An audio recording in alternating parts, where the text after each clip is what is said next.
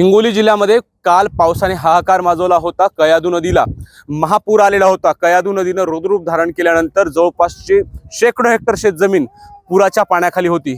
आता पूर ओसरलाय आणि नुकसानीची दाहकता समोर येऊ लागली आहे। मी अशाच एका सोयाबीनच्या शेतात उभा आहे।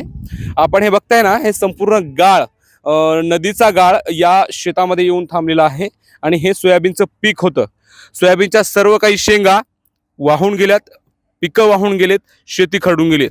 हे फक्त सोयाबीनचं पीक नव्हतं, शेतकऱ्यानं पेरलेल्या अपेक्षा होत्या, शेतकऱ्यानं पेरलेलं स्वप्न होतं।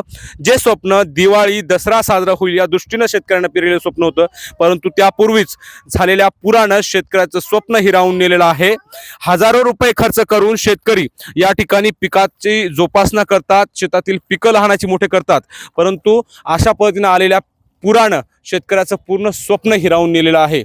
जिल्ह्यातील शेकडो हेक्टर शेतजमीन अशाच पद्धतीने कालच्या पुरामध्ये बाधित झालेली आहे। कयाधू नदीमुळे मोठ्या प्रमाणामध्ये शेतीचं क्षेत्र बाधित झालेले आहे। त्यामध्ये सोयाबीन, कापूस, हळद, ऊस, केळी या पिकांना मोठ्या प्रमाणात फटका बसलाय। त्यामुळे शेतकरी पुरता हवालदिल झालेला आहे। शासनाने जी मदत दिली आहे ती अत्यंत तुटपुंजी असून ती मदत वाढवून मिळावी अशी अपेक्षा, अशी मागणी शेतकरी करू लागली। तर आता हे संपूर्ण नुकसानीच्या बाबत सरकार काय दखल घेतं हे बघणं महत्त्वाचं आहे। माधव दिपके, एबीपी माझा, डोंगरगाव पूल, हिंगोली। एबीपी माझा, उघडा डोळे बघा नीट।